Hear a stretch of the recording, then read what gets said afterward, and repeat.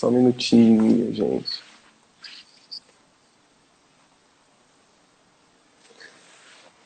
Oi, Marquinhos. Oi, Lu, que maravilha, tudo bem? Tudo ótimo. E com você, como é que estão as coisas? Tudo, tudo bem, né? Tudo ótimo. Que coisa boa te ver assim, te encontrar aqui nesse espaço. Massa, a gente já vinha resenhando mais cedo, mas só telefone, né? E agora a gente consegue se ver.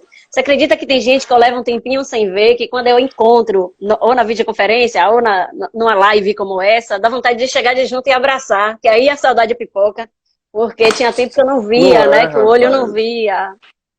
Ah, que bom lhe ver. Pois é, sempre tem essa limitação, né? E aqui a gente se vê muito no plano, né? Cadê as formas pra gente abraçar e tudo mais? Não tem, né, É Lu? virtual, não tem jeito, não tem jeito, é virtual.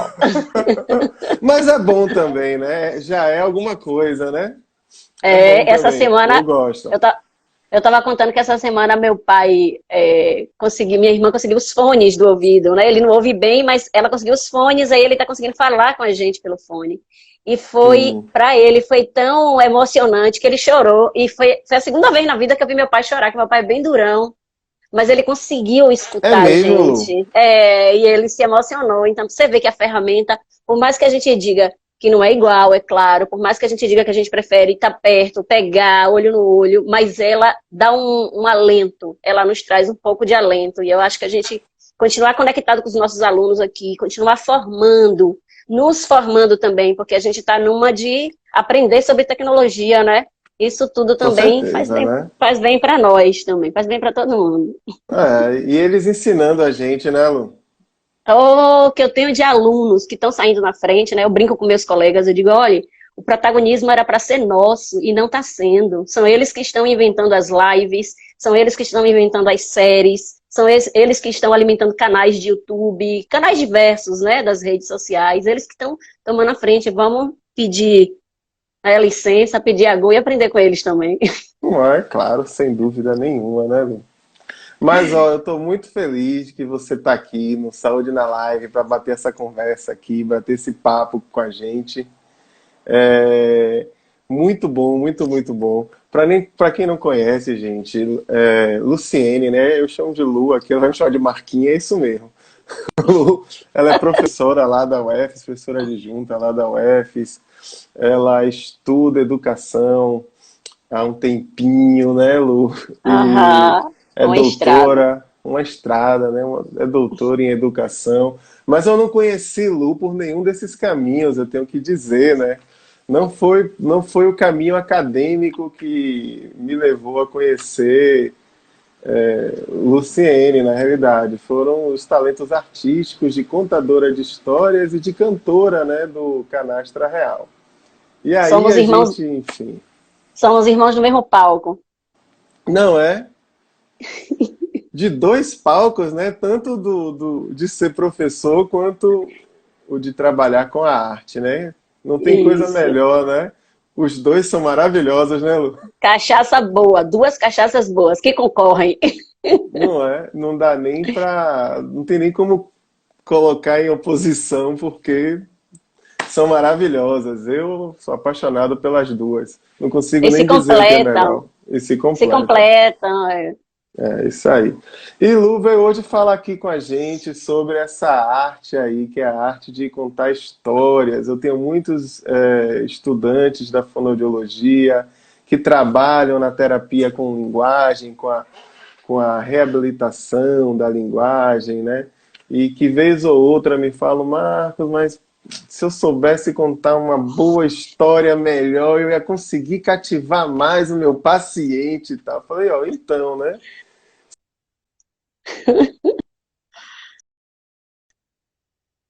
Bem por aí não. Tem uma formação envolvida, eu sempre falo com eles, tem uma formação envolvida. Não dá para achar que é cheguei, já tô, né? Não, tem uma formação, tem um estudo, tem uma escolha de repertório, tem um desenvolvimento, né? E aí eu queria, Lu, que você começasse assim, Duas coisas, né? Primeiro, eu queria que você comentasse um pouco do seu percurso aí como contadora de histórias, né? Claro. Mas também queria que você explicasse o título da live, né? Do Cálice de Memórias, tá bom? Tá bom. Eu vou contar histórias para que elas se derramem no cálice das suas memórias. Essa é uma encantatória. Encantatória é a forma como a gente abre ou como a gente fecha uma história. Dizem que as histórias, assim como a caixa de Pandora, não é? Elas estão guardadas num determinado espaço, tempo, memória.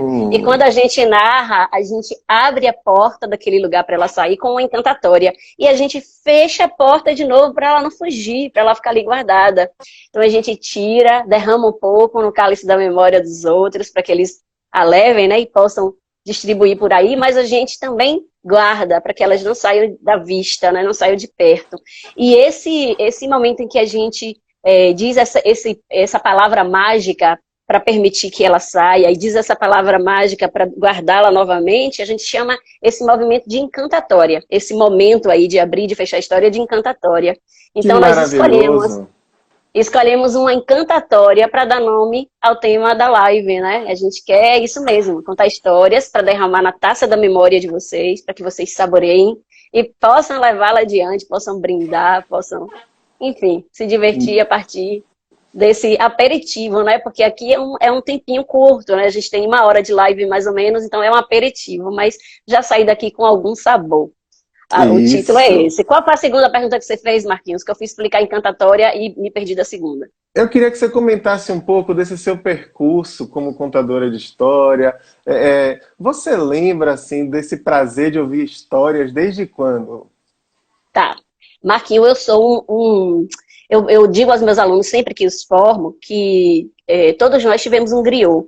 Então, sempre tem alguém que nos contou histórias. Sempre tem alguém, ou a professora, ou o avô, ou pai. Podia não ser numa experiência estética regular, né? Toda noite de lua, ou todo dia antes de dormir. Mas teve alguém que contou, e quando a gente fala, quem foi esse contador de história que você ouvia lá atrás? Sempre a gente tem alguém para dizer, ó, seu fulano. E eu não tive um contador de histórias na minha infância. Eu não tive um griot. Eu ouvia histórias e elas ficaram em minha memória muito mais por causa da minha memória musical do que da minha memória narrativa. Eu ouvia histórias numa coleção de discos, de compactos, que eram os discos do Braguinha, que era uma coleção de compactos coloridos, que tinha histórias de toda sorte, né, de todo tipo, e elas eram sempre musicadas. Então, quem quer casar com Dona Baratinha, que tem fita no cabelo e dinheiro na caixinha, tudo isso foi ficando, né, na minha memória. E eu lembro que minha mãe saía, às vezes, tinha que precisar resolver alguma coisa na rua, minha mãe era dona de casa, mas de vez em quando tinha que sair, e deixava a gente com Dona Nice, que era uma vizinha, que morava ali em São Marcos, em Pau da Lima. E Dona Nice, para me concentrar, para eu ficar quieta, não tinha celular, não tinha o que a gente dá aos meninos hoje, né? A televisão não tinha programação que tem. Ela colocava os discos numa vitrola amarelinha e eu ficava ouvindo aquilo, ouvindo. Então, minha memória de histórias mais antiga é essa, não era uma pessoa, era um dispositivo, um dispositivo, né? Que nem sei se eu posso chamar de digital, mas chega na minha vida assim, não está personificado, mas é o Braguinha, com a ajuda de tanta gente, né, que conta e canta com ele, que me conta as primeiras histórias. E bem depois disso, anos-luz depois, quando eu já era uma adulta, acho que eu já era mãe de Tauã, antes de eu entrar na UFES, eu fiz as oficinas do ProLê, que é um programa extremamente importante para o país, né? Um programa voltado para a formação do leitor, e que reuniu contadores de histórias do mundo, não era só gente do Brasil, era gente de fora também, e formou muita gente no Brasil. Eu tive a honra de estudar, né, de aprender a contar histórias com muita gente importante. Então, eu estudei com José Mauro Brant, eu estudei com Augusto Pessoa, eu estudei com Lucelena, eu estudei com o grupo Confabulando, Nancy Nóbrega, nossa, Gregório Filho, muita gente bacana da área de contação de histórias. Que maravilha! Abriram os caminhos para nós, né? A UFES recebeu o ProLê na década de 90, de 1996 a 1999 mais ou menos, e a cada ano eu fazia as oficinas com essa turma que chegava. E fui me constituindo contadora de histórias, fui formando os meus parceiros em minha cidade, né? Os meus colegas de trabalho, porque eu saía para fazer a formação, voltava, para Birimbau, que é a minha cidade, né, Conceição do Jacuípe, e formava as pessoas por lá, mas eu nunca tinha caído a ficha que eu era uma contadora de histórias. E já no mestrado, em 2002, a minha orientadora, a professora Kátia Freitas, tinha um programa de extensão, né? E ela dizia assim, Luciene, todo mundo que é meu bolsista geralmente faz alguma coisa com a turma da extensão aqui. O que você pode fazer para nós? Aí eu disse, você fazer uma oficina de contação de histórias. E eu fiz, e deu tão certo que eu fiz a segunda. E um dia a Cristiane, que era uma bolsista do PGP Lidere, me ligou, é uma grande amiga hoje. Não, eu liguei para o PGP e perguntei por Kátia, e ela disse assim, e eu disse, sou eu, Luciene, a orientanda de Kátia Freitas, e ela disse, eu sei, a contadora de histórias. Nesse dia caiu a ficha, quase 10 anos depois, caiu a ficha que eu era contadora de histórias, porque o contador de histórias é aquele que se sagra contador a partir do olhar do outro. É o outro que te sagra contador de histórias, é o outro que te diz, você alteridade, é um contador, né, Lu? É isso. Você é um contador de histórias. E claro que existe um caminho, né? Claro que existe uma metodologia, digamos assim, para manter o contador de pé. Mas a minha tese se chama Emília, que mora em cada um de nós. É uma experiência sobre o professor como contador de histórias. E eu defendo na tese aquilo que Walter Benjamin defende. Somos todos contadores de histórias. Todos. O ser humano é feito de matéria de narrativa. Se você observar, você passa o dia contando o que aconteceu com você ou escutando o que aconteceu com alguém. Tudo é narrativa. Agora, como a gente converte isso numa performance, como a gente converte isso numa palavra que seduz, numa palavra que mexe com o outro, que emociona, que faz rir, que faz chorar, aí tem uma metodologia para a gente encontrar a nossa embocadura, o nosso melhor jeito de dizer as palavras, né? de trazer essa narrativa para o ouvido do outro. Mas contar a história todo mundo conta. Então, você sabe que quando você estava falando aí da sua tese, né, que fala dessa coisa do professor, contador, né, e também de cair a ficha, se descobrir contador, eu ia lendo, quando eu li a sua tese, eu ia lendo assim e pensando, e o fonoaudiólogo contador de histórias, hein? Deve ter um monte aí que tá tudo encolhidinho, doido para sair, mas não sabe ainda, né? Pensando de maneira mais geral. Mas eu achei muito interessante essa coisa que você falou, né? Poxa, uma hora caiu a ficha, eu sou contador. Lindo só, que maravilha. Pensando no fonoaudiólogo contador de histórias, eu quero dizer para a moçada dessa área que a formação do contador, ela é uma só. O que a gente muda para atender a cada profissão ou a cada grupo que chega para a formação é escolher as histórias dentro daquele mote. Então, por exemplo, eu posso trabalhar com um grupo de fonoaudiólogos, o tripé do contador de histórias, que é exercícios de olho, exercícios de voz e exercícios de corpo, que vão fazer com que esse contador de histórias se mantenha de pé, com que esse contador de histórias possa exercer a sua performance. Ela é a mesma para o professor, para o engenheiro, para o advogado, para o médico, para todo ser humano que se interesse pela performance da narração oral. Agora, que histórias eu vou levar para o meu campo de trabalho? É nessa hora que eu peneiro e faço a diferença dos cursos de formação para cada segmento desse. Então, de que histórias um fonoaudiólogo precisa? Para escolher o repertório, eu preciso saber deles, o que eles precisam contar. O que é que um psicólogo precisa contar, o que é que um engenheiro precisa contar, o que é que um professor precisa contar. E vai ficando mais fácil para a gente ir fazendo essa peneira e ir separando o que é que cabe para cada grupo desse. Mas a performance, ela tem um caminho estrutural que ela é muito parecida para todos os grupos. O que muda é a gestão do repertório. Muito interessante. Então, assim, tem como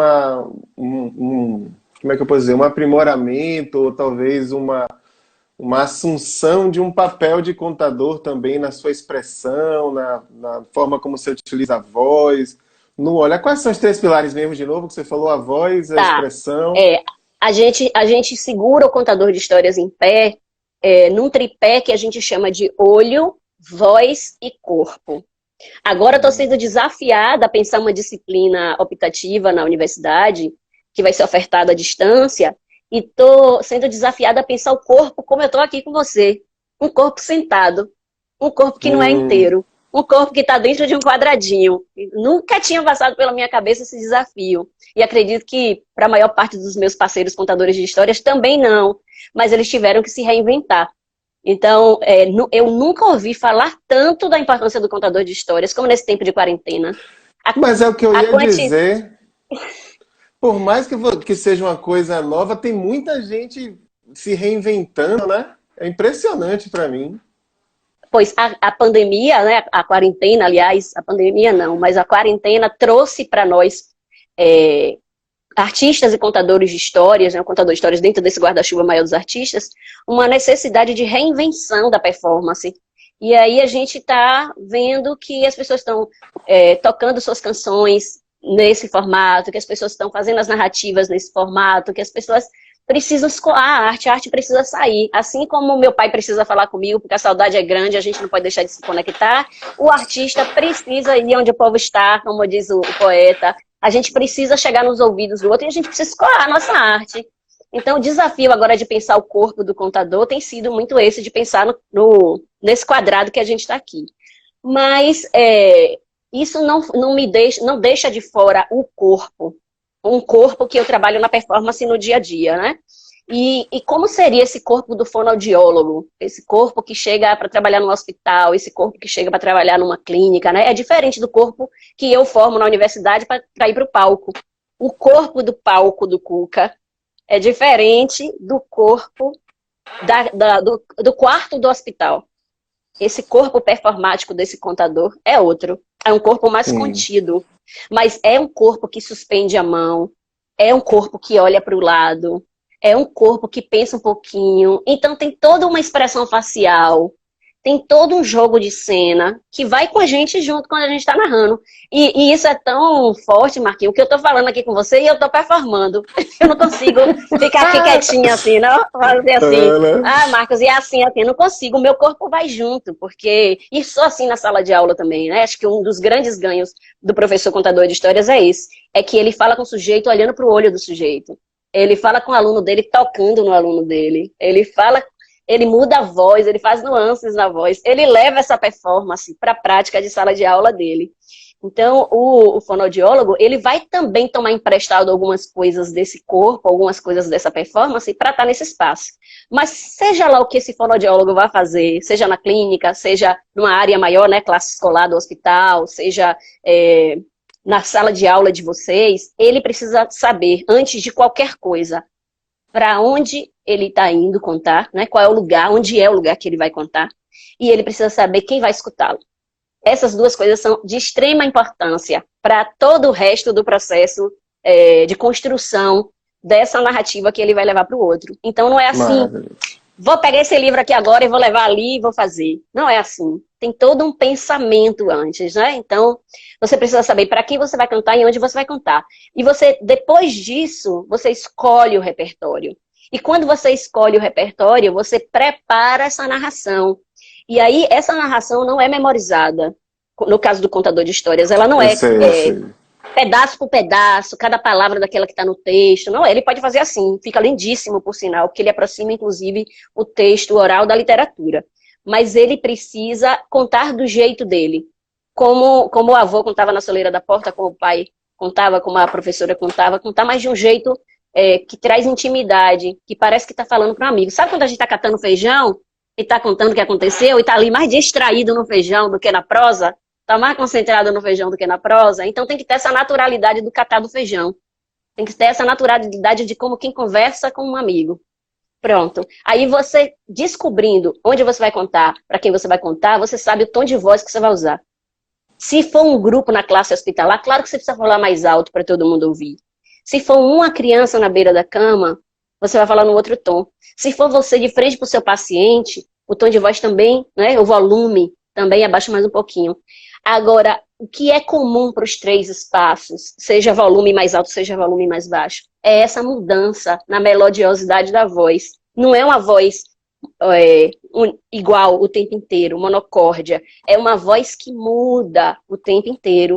E não é uma voz que imita um personagem. Então eu não preciso dizer, ô vovozinha, para o meu ouvinte entender que eu estou falando da Chapeuzinho Vermelho. Eu vou dizer o tempo inteiro como uma narradora. Eu vou dizer, e a Chapeuzinho Vermelho, quando chegou em casa, disse, vovozinha, por que você está desse jeito? Então, a Chapeuzinho Vermelho vai aparecer muito mais por causa das minhas expressões faciais, porque o meu ouvinte está percebendo que eu dei uma parada no texto e entrei com travessão e a fala, né, do personagem, do que porque eu fiz uma mudança radical. Porque se eu faço uma mudança muito radical e viro personagem, eu vou para o teatro. E eu saio do narrador, né? Eu saio da contação de histórias. Ah, que legal. Tem uma Entendi isso. linha, Tem tem uma uma linha linha aí, né? fininha. Isso.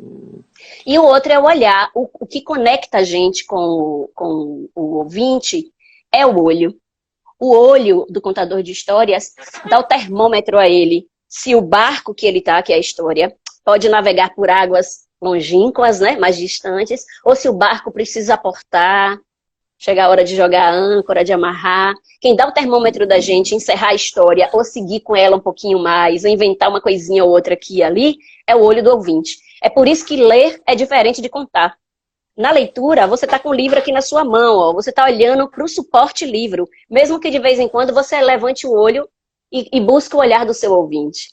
Mas quando você está lendo, é uma coisa. Quando você está contando, você tem uma experiência toda ouvidos. Você tem uma experiência estética em que o ouvido está inteiro naquele corpo. Chega o corpo do sujeito, faz isso com você, vai um pouquinho mais para frente. Né? Às vezes ele faz isso. Então, essa experiência do olho no olho, ela é importante para todo qualquer contador de histórias. Não se conta histórias com a terceira parede, né, que eles chamam no teatro, quando toda a plateia é escura. É preciso clarear a plateia, você precisa do olho da plateia. Quando a moçada na UFES vai contar no palco, e a gente tem uma diversidade de gente que vai pegar o celular, olhar escondido, gente que está olhando para trás e mandando o outro ficar quieto, gente que conversou ali do ladinho. Então, como é que faz para não perder a conexão? Escolhe alguém na plateia que está todo ouvido. Sente quem está com você e conta. Você não vai perder o fio da meada, você vai embora daquele jeito ali, né? Então, tem que olhar.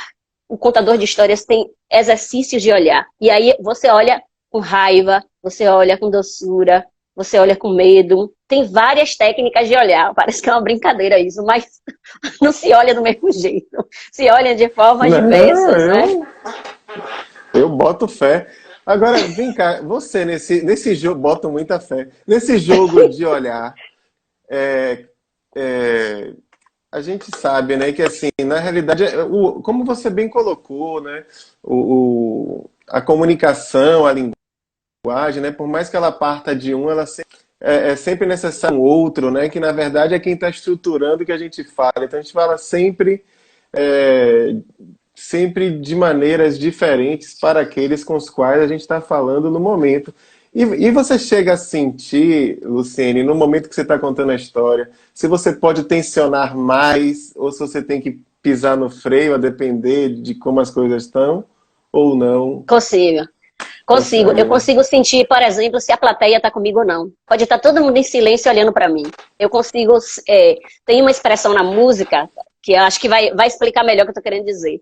Que é quando uma banda está toda em sintonia e o público está todo em sintonia com ela, que ela diz assim, groovou.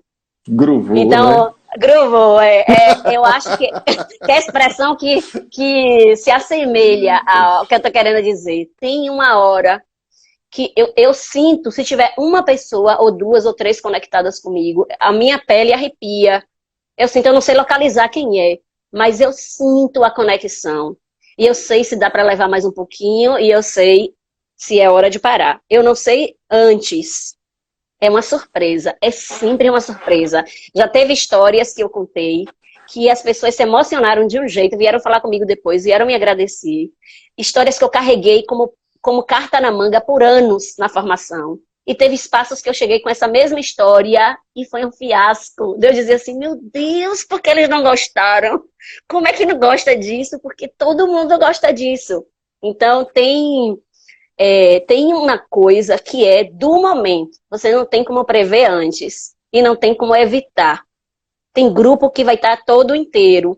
Tem grupo que um percentual vai estar com você. E tem espaços que você vai chegar no meio de uma de uma confusão política, você vai chegar no meio de de N problemas que está acontecendo com aquele grupo que está te recebendo, e ele não vai conseguir ser inteiro com você.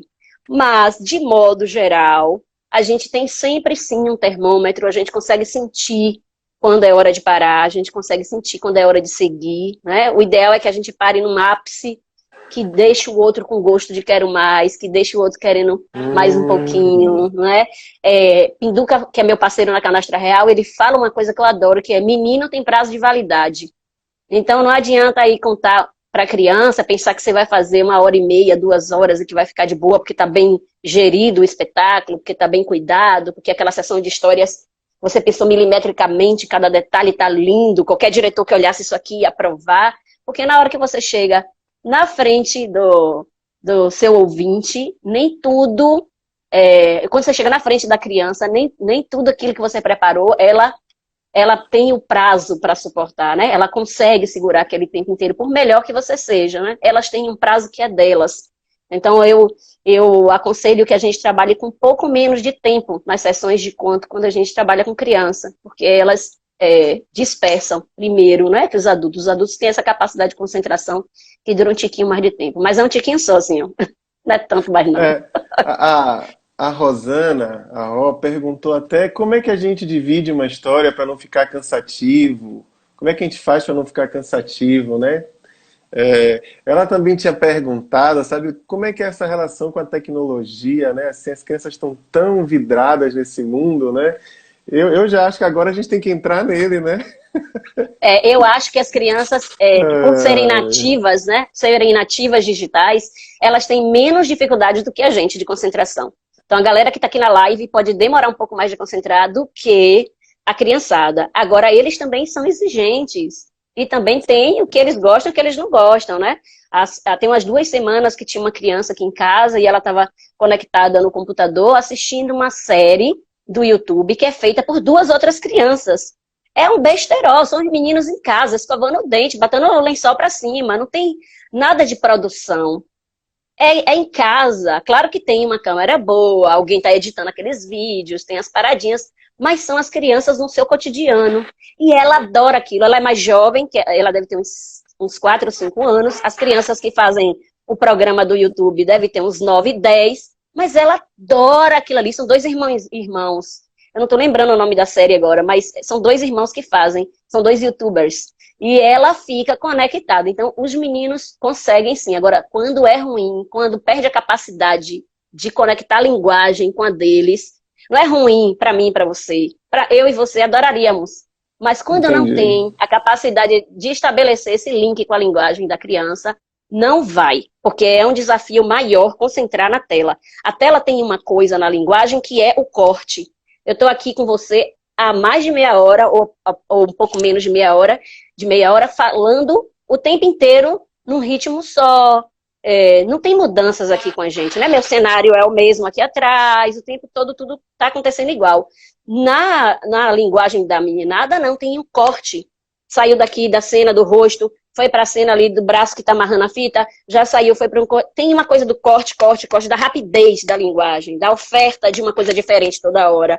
E a rede já entendeu isso. É hiperlink, é hipertexto, o tempo inteiro. Até a gente já começou a se acostumar com isso. Você entra no Face, dificilmente você concentra naquele textão, ou você fica muito tempo navegando na mesma coisa, né? As redes são feitas para você pular o tempo inteiro. Então, essa linguagem nossa da contação de histórias, que é a linguagem da calmaria, de um outro tempo, da desaceleração, para vir para esse recurso aqui, é um desafio imenso. O que eu tenho visto que tem dado certo? Tenho assistido muita coisa. E dado certo para quem?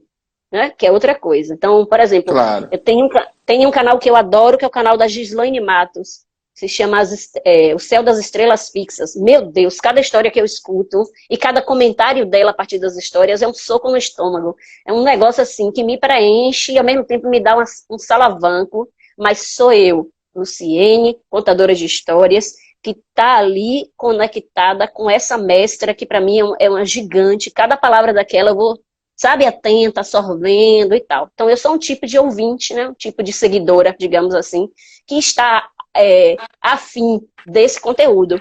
Mas eu tenho a Camila Genaro, por exemplo, que faz um negócio com os cortes do vídeo, ou a Luciana Simões aqui na Bahia, que eu gosto muito também, que está contando aqui a história, e teve um take, aí já mostra o rosto dela em outra posição, aí segundinhos depois já é um outro, sabe, olhar. Então, ela trabalha com dois celulares, se não me falha a memória, ou é um, e ela vai fazendo os cortes. Essa capacidade de edição para mudança de take acontecer, também é uma outra coisa que faz com que o menino fique mais atento. Então, contar nesse contexto é descobrir a mesma coisa, onde eu vou contar e para quem eu vou contar.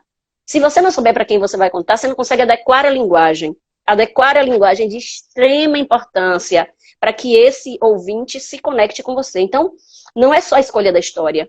Não adianta escolher um bom texto, não adianta eu ir para a qualidade literária, não adianta eu saber quem são os melhores autores, onde estão os melhores contos de tradição, estudar aquele conto para colocar na minha boca da melhor forma possível, se eu também não tenho esse saque de que linguagem vai atingir melhor esse meu ouvinte, né? É um conjunto aí de coisinhas. É bem interessante mesmo. E agora, sim, a gente está vendo uma linguagem, né, que se expressa de uma maneira mais veloz, mais fragmentada, e a gente tem que tentar encontrar formas de dizer, né? E mesmo de dizer a calmaria nesse formato, né? Isso é bastante importante. Acho que é uma preocupação que a gente tem que ter, né? Não tem como. Mas eu acho que, assim, tudo é possível. Uma coisa que eu tenho visto que, assim, ainda que você não substitua os encontros ao vivo de maneira nenhuma, você tem muitos recursos que somente são possíveis neste formato, né? Perfeito. Eu acho que é isso que a gente tem que pensar também, né?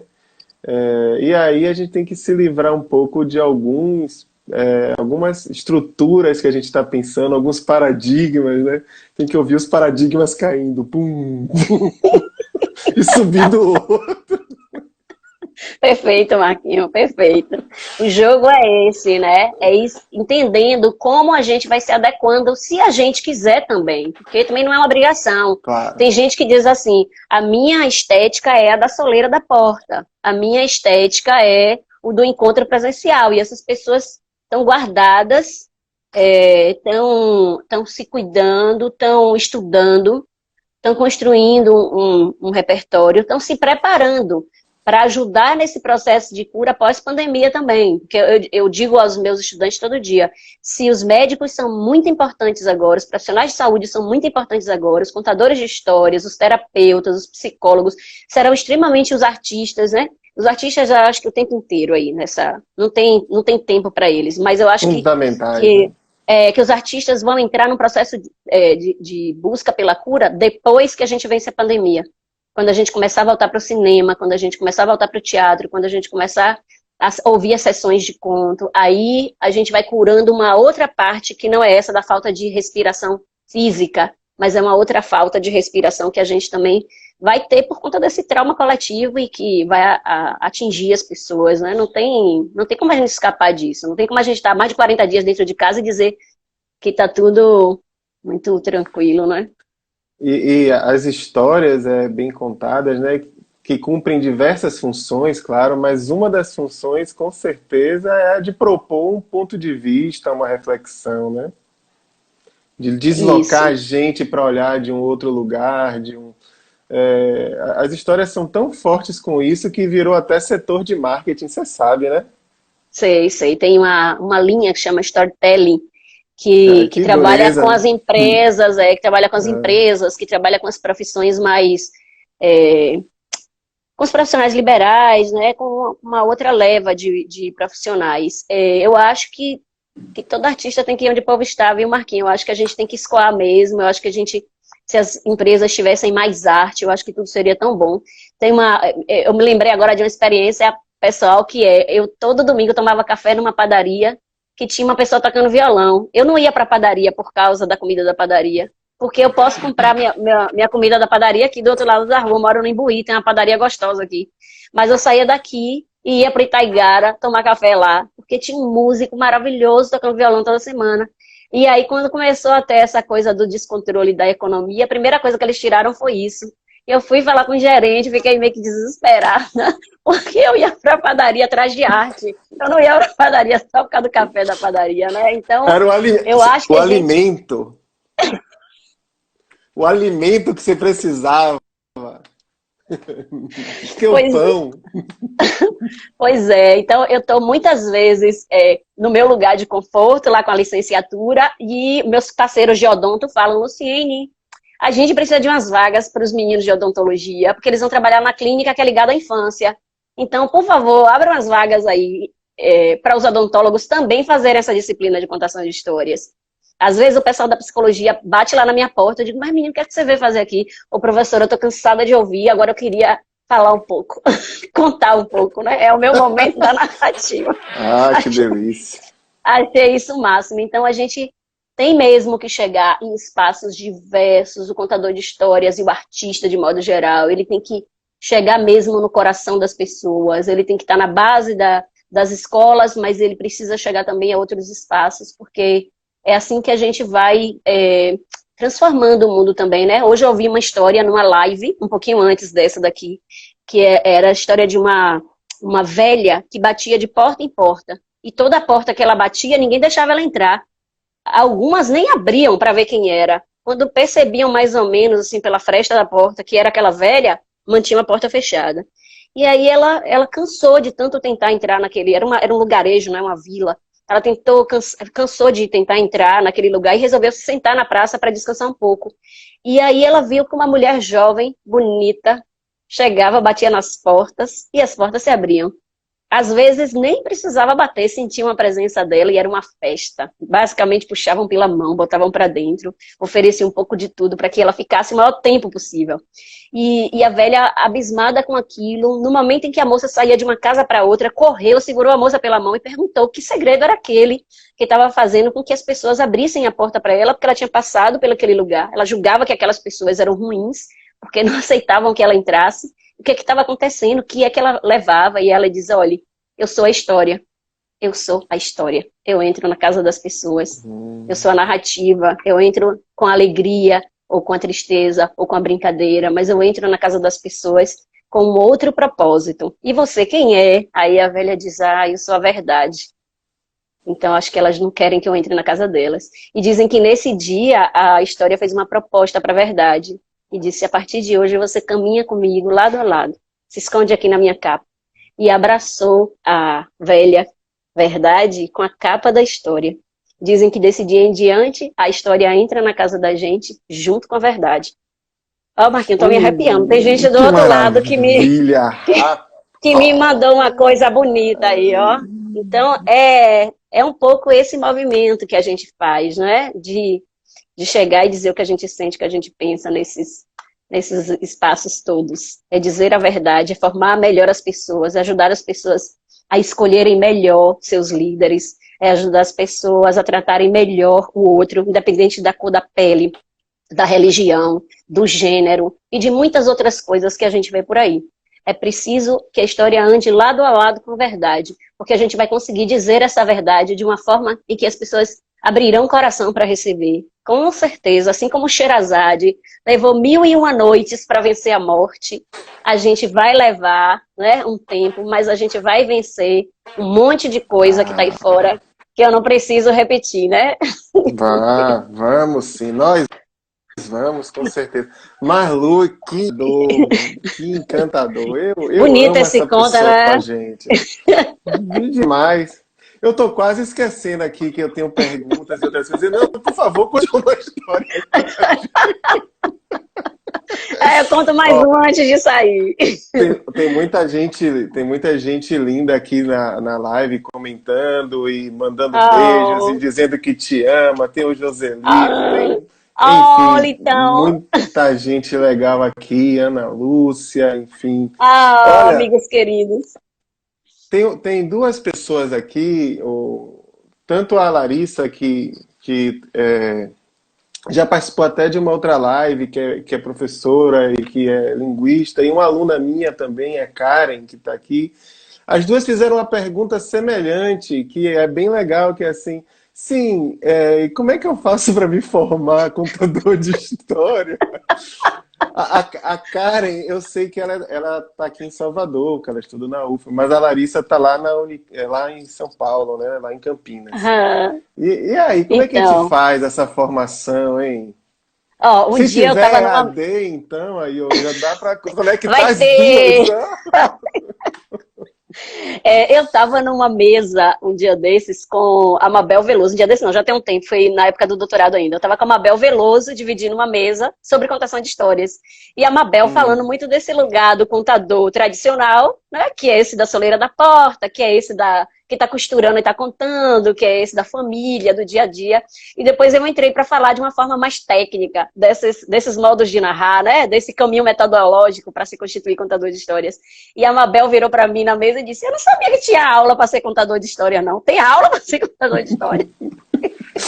Então, toda vez que alguém me provoca com uma pergunta dessa, É.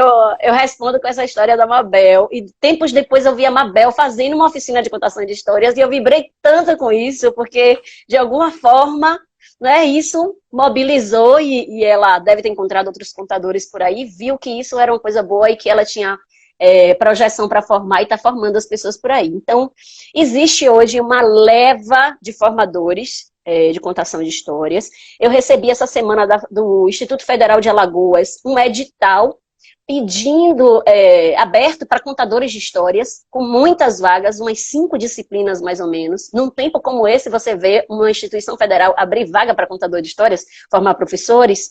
Então, tem uma leva de gente que está na formação de professores. Na UFES, a gente tem um movimento muito forte, a gente forma, em média, 60 contadores de histórias por semestre. A professora Maria Cláudia Silva do Carmo, que é minha Caramba! parceira, que é a minha parceira, faz um trabalho voltado para pedagogia, para as turmas de pedagogia, e eu faço um trabalho misturadinho, onde eu tenho gente de tudo quanto é área, porque eu acredito também na potência dessa produção de conhecimento com a mistura. Cláudia também mistura um pouco, ela traz alguns alunos de letras e de música para esse grupo da pedagogia, para fazer a coluna vertebral com os artistas. A gente precisa dos artistas porque a gente monta um espetáculo cênico. O meu vai para o palco e o de Cláudia vai para as escolas. E a gente tem duas Hum. experiências estéticas diferentes.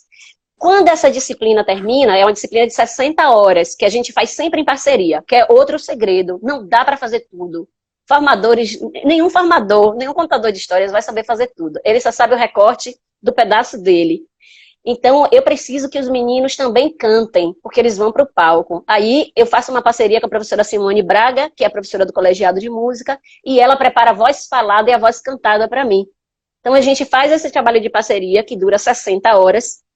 Dentro dessas 60 horas, a gente tem o tripé do contador de histórias, que é isso que eu te falei, o olho, o corpo, a voz. A gente tem a escolha do repertório, aí a gente trabalha com a estética da recepção literária, para estudar as camadas desse conto e aprender a contar por imagens e não pelo texto ipsilíteres. E a gente trabalha também com a memória de afetos, porque a primeira coisa para o sujeito virar contador de histórias é ele lembrar de onde ele veio, quem ele é, quem narrava para ele. Então ele precisa olhar para trás, né? É outra metáfora que Pinduca faz que eu acho incrível, é o que é que nem Badog. É preciso chegar para trás, né? Que nem Stiling, para ir alcançar lá na frente. Então, eles só se constituem contadores de histórias quando eles se tornam sujeitos do desejo de narrar. É preciso desejar. Aí a gente mexe com a memória de afetos deles, porque eles ficam com o olhinho cheio d'água. Eles dizem, eu quero levar essa emoção, essa estética que eu recebi do meu griot, eu quero levar para as outras pessoas na minha vida. Eu tenho meninos que contam no ônibus, estão vindo de casa para a UFES, contam no ônibus. Eu tenho meninos que trabalham numa fábrica e na hora do intervalo da fábrica contam na fábrica. Tem meninos que dentro de suas salas de aula, no meio da rua, eles estão descontrolados. Eu não tenho mais como conter esse Você não tem como movimento. conter. Isso que é bom, né? Estão aí, cada um É, desenvolvendo o seu percurso, o seu itinerário, né? Estão aí tem meninos multiplicando, né? dentro das igrejas. É lindo como eles convertem isso. Um menino que faz mitologia dos orixás e depois vira o que ele aprendeu para contar histórias, né? As técnicas que ele aprendeu para contar os livros sagrados da Bíblia. Então é lindo o movimento que eles fazem, como eles vão se constituindo e vão batendo asas a partir disso. Mas alguns ficam no meu pé, não vão embora. Ficam ali agarrados, que nem menino pequeno na perna da pessoa. E para esses, a gente, eu e Cláudia pensamos, tem que ter um nível 2 para quem quer continuar se formando. Depois que sai da disciplina, tem que ter uma espécie de aprimoramento. E aí a gente criou um programa de extensão que se chama Observatório de Contação de Histórias. Se vocês puderem, por favor, sigam a gente, @Observatório de Contação, sem cedilha, sem tio, sem nada. E no observatório, eles escolhem um repertório, não tem mais teoria. Eles escolhem um repertório, fazem a lapidação desse repertório e vão para o palco. E aí eles vão como profissionais. E essa meninada consegue formar, eu consigo preparar as oficinas com eles e mandá-los para formar nos congressos que eles promovem na universidade, formar em escolas, formar crianças, formar em tudo que você imaginar. E eles conseguem desenvolver um trabalho deles, autoral. Então, eles criam grupos de contadores, ou eles criam um produto individual deles, uma marca deles, e a gente ajuda essa meninada a viver de sua arte, do seu ofício. A gente ensina essa meninada a lidar com edital, a gente ensina essa meninada a lidar com rede social, a gente ensina essa meninada a constituir seu próprio repertório, né, do seu gosto, do seu desejo, para poder... Quando chega a semana da criança, as escolas de feira me enlouquecem, meu telefone toca o tempo inteiro, eu recebo 1000 mensagens, e eu não tenho braço para chegar em todo lugar, não tenho perna para chegar em todo lugar, mas eu digo, eu tenho um contador de histórias maravilhoso aqui, você quer? Quero. Então, aí eu negocio o preço, se é uma escola que não pode pagar, eu negocio, eu digo, ó, tudo bem, vocês não podem pagar e tal, mas venha buscar meu menino aqui na porta e venha trazer meu menino aqui, e dê um lanche a ele aí, não deixe meu menino com fome não. E vou trançando de um jeito que eles vão se profissionalizando e vão batendo asas a ponto de não precisar mais depois do observatório. Isso é um projeto do observatório. O observatório tem 3. Um outro de pesquisa, que eu não vou falar aqui hoje, que não dá tempo, que lida com os velhos, os mestres da tradição, e um outro que forma criança como contador de histórias, que é os meninos que quando eu olho contando história, eu digo, não, isso é um anão. Isso é um anão aí dentro da pele da criança, porque não é possível que esse menino esteja contando desse jeito. Então, são 3 projetos dentro de um programa que é o Observatório de Contação de Histórias. Então, esse é o movimento de Feira de Santana hoje. Mas aqui em Salvador tem a Daniele Andrade, para quem eu tenho todo o respeito e que eu gosto demais, que forma contadores de histórias, né? A Dani faz isso profissionalmente, ela vive como contadora de histórias, ela vende a formação, né? Ela trabalha com isso. Tem a Rose Lapa, na UNEB, que é uma professora do programa de pós-graduação, que orienta mestres e doutores nessa área e oferta uma disciplina para discutir teoria, essa teoria da contação de histórias, mas que faz muita performance, que conta muita história, que trabalha com ação de extensão também, com esse objeto. Tem muita gente boa, gente, formando, muita gente boa, né? No sul da Bahia tem a Keua Poema, tem muita gente bacana dentro das universidades hoje, ali na terra de Aninha Joselito, meu Deus do céu, Jacobina, tem Denise, que trabalha na área de saúde e que também é uma contadora de histórias bacana. Então, tem gente nessa Bahia de meu Deus fazendo trabalho de formação muito, muito, muito. Essa é a primeira vez que eu vou... Fala, Marquinhos. Não, você tem que me colocar em contato com a Denise aí. Pronto. Eu não lembro, eu acho que ela não é da odonto, acho que ela é da enfermagem. Acho que os meninos vão poder dizer melhor, Ana e Joselito, que estão aí na live, vão poder dizer melhor pra gente de onde a Denise é. Eu dividi uma banca com ela uma vez, a gente se conheceu por conta dessa banca, e eu sigo o trabalho dela nas redes e sei que está ligada à área de saúde. E agora vai ser a primeira vez que eu vou montar uma disciplina online. A UF está fazendo uma enquete primeiro para saber se seus professores e seus estudantes querem e podem cursar alguma coisa à distância. Tudo indica que a gente vai poder oferecer pelo menos optativas, e eu já estou terminando de montar a sala de uma optativa, que é uma optativa que visa essa formação de contadores de histórias para esse objeto, que é esse aqui que a gente está conversando agora, que é um objeto de rede social. Então, como contar histórias nesse espaço? É um trabalho bem... Aí a gente tem 4 cursos de letras hoje e um de música dentro do departamento de letras, e a gente vai tentar fazer uma oferta para lá, né? Para ver se a gente consegue desenvolver um trabalho bacana aí, depois ter história para contar. Porque vai ser a primeira, Marquinhos, essa. Então, não tenho muita coisa para te dizer dessa experiência, tá? Só sei que ela vai. Tá ok aí? Ah, não tô te ouvindo mais também. Oh. Oh, gente, não acredito. Ah, ah. Ô, Litão, tô vendo aqui, viu, que você tá dizendo que tava ouvindo na célula de Ana. E não tá conseguindo mais ouvir Marcos. E agora, derruba, volta de novo. Você que diz, Marquinhos? Vê aí. Ah, é uma pena. A gente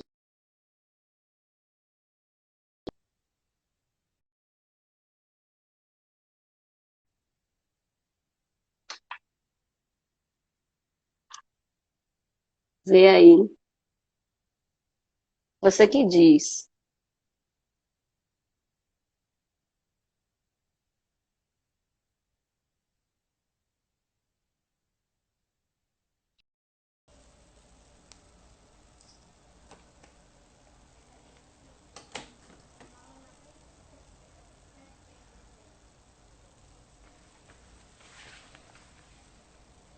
Oi, gente, vocês estão me ouvindo agora? Eu tive um problema aqui com o áudio, não sei o que aconteceu. Logo numa conversa tão boa, né? Deixa eu chamar a Lu aqui, vocês estão me ouvindo, né? Não adianta eu entrar. Valeu. Olha quem tá aí, Rê, tudo bem? Yes, voltou. Voltei, agora eu tô te ouvindo. Pronto. Marquinhos, você viu que eu tô com meu kit blogueirinha aqui? Até esse investimento eu fiz, ó. Tá vendo a luzinha nos meus olhos? É Que aquele isso aí, kit, rapaz? é uma luz que eu tenho agora. Eu tenho uma luz, eu tenho um suporte de celular. Eu mandei comprar um microfone boia de primeiríssima mão. Eu fiz todo o meu kit blogueirinha, Marquinho. Porque se É é para fazer mesmo? contação de histórias pelo É isso quadradinho, tem que aí. ser direito. Tem que ser direito, tem que ter luz adequada, tem que ter som adequado. Senão as pessoas vão ficar com a impressão de que as histórias são ruins, porque na verdade o canal tá danificado, tá com uma qualidade ruim, É. né? Não pode. Não, Aí fiz eu isso. quero. Eu acho que você, cada vez mais blogueirinha aí, tá ótimo, entendeu? Me chame para assistir, participar. Ô, Marquinhos, e como eu estava dizendo, vai ser a primeira vez que eu vou ofertar a disciplina de contação de histórias na UFES, né? Então, eu nunca tinha nunca tinha passado pela minha cabeça que coubesse uma formação de uma coisa tão prática, porque eu faço, para você ter uma ideia, o chão da minha sala é forrado de tatame. Os meninos entram, tiram os sapatos e a gente faz uns Hum. exercícios de alongamento, de aquecimento, de acordar o corpo, de acordar a voz. Tem toda uma preparação corporal. E eu ficava pensando, meu Deus, como é que isso vai virar um negócio à distância? Como é que isso vai caber nesse lugar? E aí eu fui pegar o que é competência de cada aula. Quais são as competências de cada encontro que eu desenvolvia no presencial e que eu não posso perder à distância. E não pensei em blocos, pensei em aula por aula. E fui estruturando minha cabeça para entender como aquela roda de conversa que eu fazia no primeiro dia, onde todo mundo dizia qual era o seu nome, qual o significado do seu nome e por que você tem esse nome. Por que você se chama Marcos? Quem foi que botou esse nome em você? O que esse nome significa? Você ia se chamar Marcos mesmo ou antes tinha uma outra ideia para o seu nome? Então, essa brincadeira que eu faço com os meninos no primeiro dia de aula, que é a história do nome, ficava pensando, meu Deus, como eu vou fazer isso?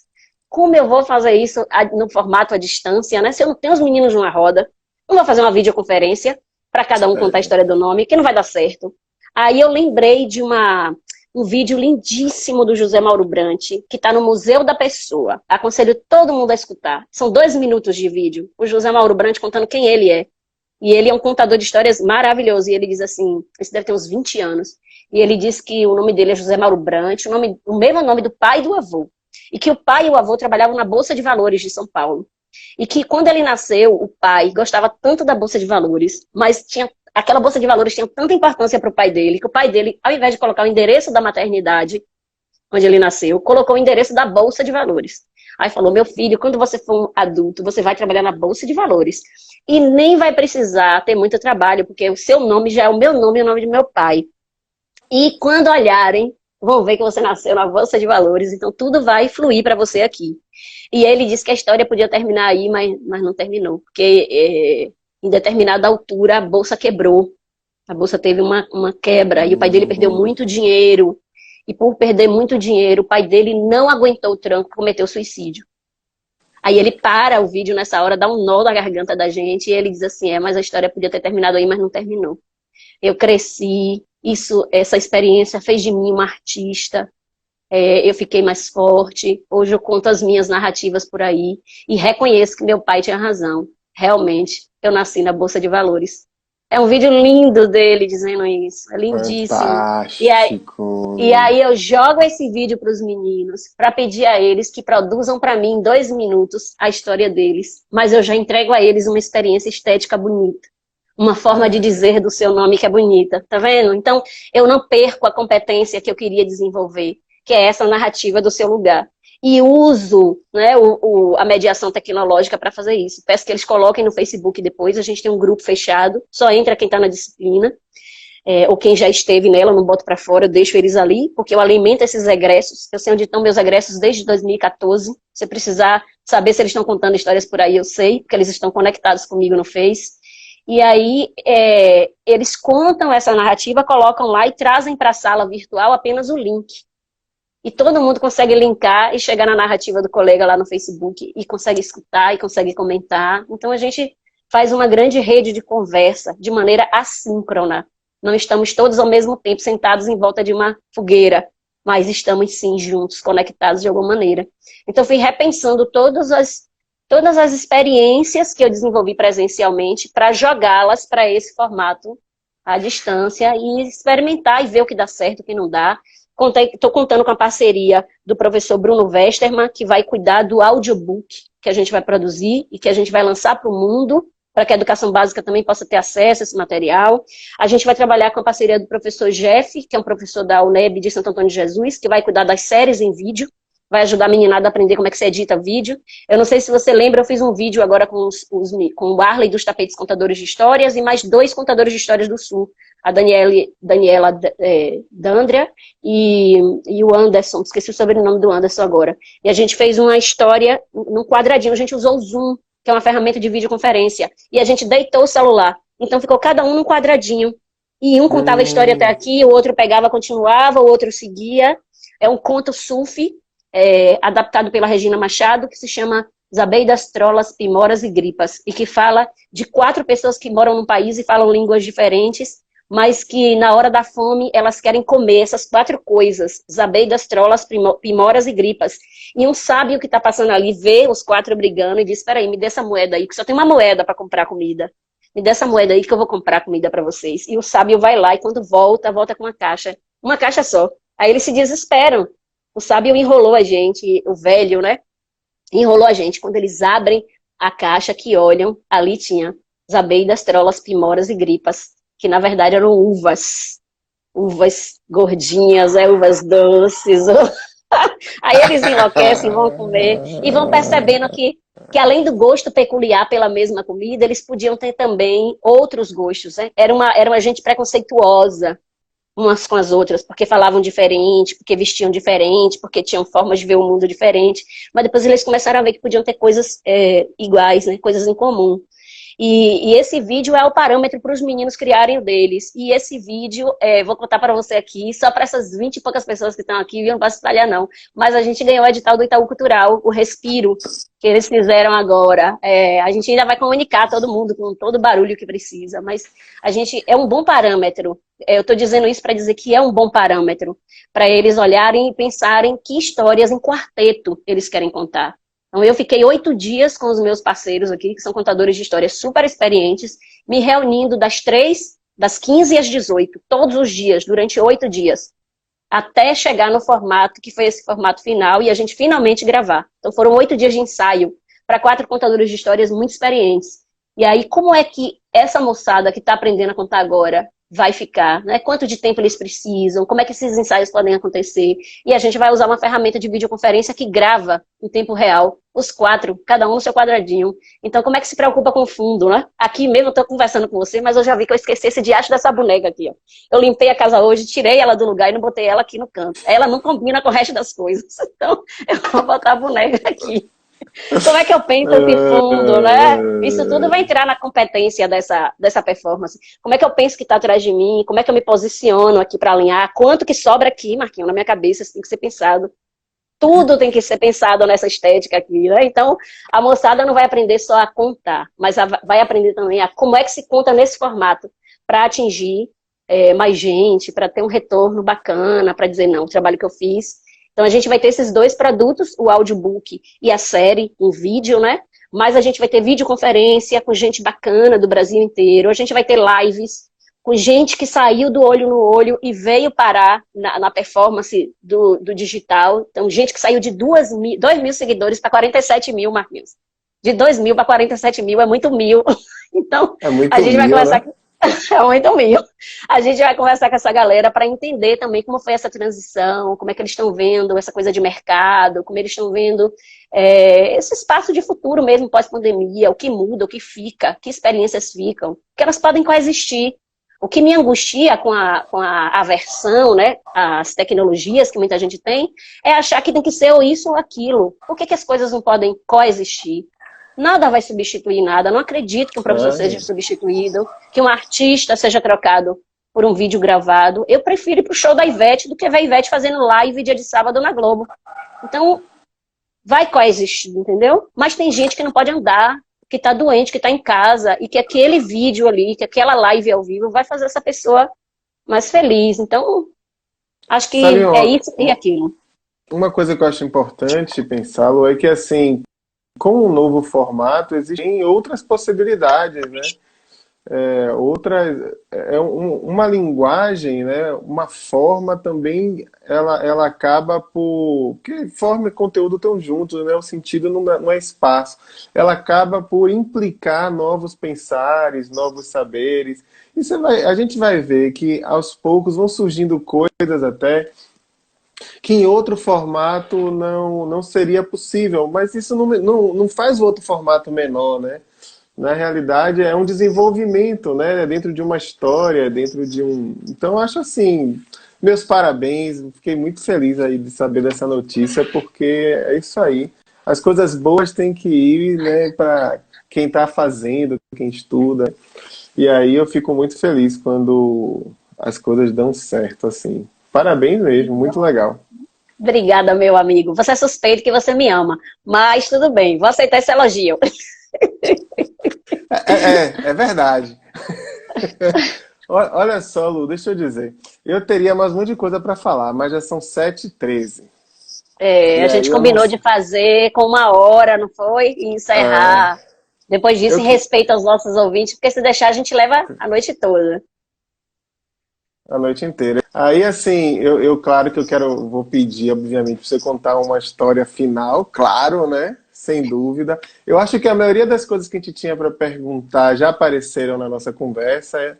É, Quero, enfim, também pedir para quem está aqui seguir o Saúde na Live, porque sempre vão ter lives interessantes, nem sempre tão boas quanto esta com o Lu, né? Mas sempre terão lives muito boas, então sigam o Saúde na Live, né? E aí, tá vendo bem blogueirinho, né? Siga o Saúde na Ah, Live. Ô, Lu, mas também assim, antes de você contar uma história final, eu só queria comentar uma coisa. Assim, existe uma diversidade muito grande de contadores de história, eu imagino, né? De uhum, tipos diferentes e também de estilos diferentes, né? E você isso. falou essa coisa do contador, de você pensar a sua origem, pensar aquilo que você gosta, o que te interessa, a sua relação com as histórias. Aí, assim, quando eu penso nisso, sabe?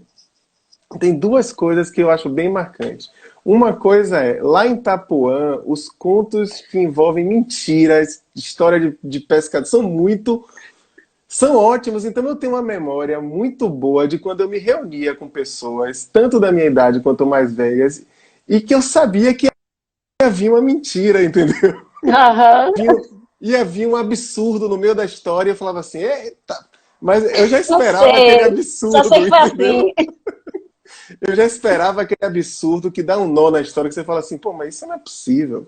Então, assim, mas ele tá contando, você tem que aceitar que foi possível, sabe? Aham, Então, isso é uma coisa que me lembra muito. E outra é que eu sempre gostei dos contos de assombração.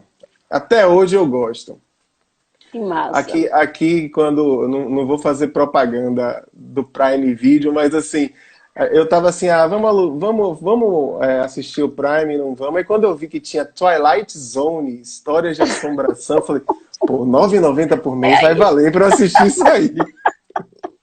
Então, esses de assombração, assim, Twilight Zone, histórias incríveis do Spielberg, todos esses que falam dessa dinâmica, dessas histórias, e que geralmente tem um formato que é um episódio de 50 minutos. Pô, eu sou apaixonado, sempre fui. E aí até comprei uns livros do Ricardo Azevedo que falam contos de Massa. alumbramento, e eu tô adorando, assim. Então, assim, tem muitos estilos, né? Tem lugar para todo mundo, assim. E lá no Tem. Currupio, a única vez que eu contei história, né? No único espero que eu contei história, porque eu não conto, enfim, conto, mas não. Aham. Foi uma história de terror que eu fui contar, a pessoa falou, mas você conta bem esse negócio. Ah, ô Marquinhos, a isso a gente chama de embocadura. Tem coisas que Ah, cabem na minha boca que não vão caber na sua. Tem histórias que eu vou contar de maneira linda, que você vai contar, vai sair meio atravessado. E tem contos que você conta de um jeito que só você conta. Eu vou me esforçar ao máximo, eu vou aprender, porque eu acho bonito no seu estilo, mas não vai caber na minha boca. Né? Quando eu entrevistei o Tony Edison, que é um professor de Alagoas, que eu adoro também, o Tony me disse isso. Me falou desse negócio da embocadura, que é o lugarzinho que a gente procura para o instrumento sair um som melhor, né? Cantinho da boca, um hum, pedaço da boca da gente, que a gente usa para encaixar o instrumento e ele sair com uma sonoridade melhor. Então, todo contador de histórias tem uma embocadura. Quando é que ele se constitui um bom contador de histórias? Quando ele descobre a sua embocadura. Que histórias cabem melhor em sua boca. Então, eu acho que quando você olha lembra de só. Itapoá, lembra dos causos, lembra das histórias de pescador, lembra da coisa da assombração, você se encontra nesse lugar e você conta melhor isso. Eu acho que o segredo para todo mundo se constituir bom contador é descobrir o que cabe melhor em si. E a memória de afetos é uma boa pista para a gente Uma descobrir boa o que é, pista. onde buscar, né? Onde garimpar. Maravilhoso, Lu, maravilhoso. Então, assim, se tiver algo que eu não perguntei, que você queira comentar também, e fica o meu pedido de você contar uma história, eu quero agradecer muito. Saúde na Live hoje está sendo lindo, com muitas pessoas lindas assistindo, muito interessante. A proposta de ser um suave na live com essas pessoas maravilhosas como você acontece muito bem, né? E realmente, assim, eu compartilho de todo o encantamento que as pessoas estão colocando aqui nos comentários. Fantástico. E mais uma vez, parabéns pela premiação. Que coisa boa. Valeu, Marquinhos. Gente, obrigada por vocês terem vindo também. Eu acho que essa conversa não se esgota, né? A gente continua se irandando com elas. É um tema tão gostoso e a gente está sempre interessado nisso. Acho que a gente pode ter outras oportunidades de continuar dialogando sobre contação de histórias nesse formato que a gente está vendo aqui e em muitos outros, que a pandemia vai passar, a gente vai vencer esse processo doloroso que a gente está enfrentando agora e a gente vai poder se abraçar, se ver de perto também e continuar narrando, né? Levando a narrativa para o coração de todo mundo. Então, agradeço o convite também, me ponho à disposição. Acho que devo ainda um encontro presencial, que não aconteceu da outra vez com o seu grupo, porque tive, Isso. né, um problema de carro, de transporte, mas eu quero voltar, né, quero conseguir cumprir esse compromisso contigo, estar de perto, e estou à disposição para o Saúde na Live, para a gente bater um bate-papo dois, ou para a gente se encontrar em outros espaços, em outras rodas de conversa, e continuar narrando, porque o ser humano é feito de matéria de narrativa. Somos E feitos de vou, linguagem. Maravilha. pois é. E eu escolhi uma história para fechar essa live, que é uma história que eu gosto muito, está no livro Storytelling, da Gislaine Matos, não, está no livro Dom da História, está no Dom da História da Clarissa Píncolas, que é uma terapeuta que trabalha com histórias em tempos de guerra, depois das guerras, né? Lembra que eu falei do processo curativo das histórias? Então ela Sim, trabalha sim. com esse contexto, quer dizer, trabalhava, né? Que a Clarissa deixou a obra imensa aí pra gente. E escreveu Mulheres que Correm com Lobos e outros tantos textos mais. E ela conta uma história no Dom da História que eu gosto muito, que é a história de um mestre que costumava ir para o meio da floresta com seus discípulos, acender uma fogueira e fazer uma oração para que Deus pudesse vir. E ele sempre fazia esse movimento, fez esse movimento durante muito tempo. E depois de um tempo, ele adoeceu. E percebendo a iminência da morte, ele chamou seus discípulos e perguntou: vocês conhecem o lugar da floresta, que a gente sempre vai, não conhecem? Os discípulos responderam que sim. Vocês conhecem a oração? Conhecemos a oração, mestre. Então vão todas as vezes e façam oração para que Deus continue vindo e continue protegendo a todos vocês, mesmo quando eu não estiver mais aqui. E os discípulos prometeram ao mestre que assim seria. Bom, passou um tempo, o mestre morreu, e os discípulos mantiveram a palavra. Eles iam sempre, né, no mesmo período, para o meio da floresta, acendiam uma fogueira, faziam uma oração e Deus vinha.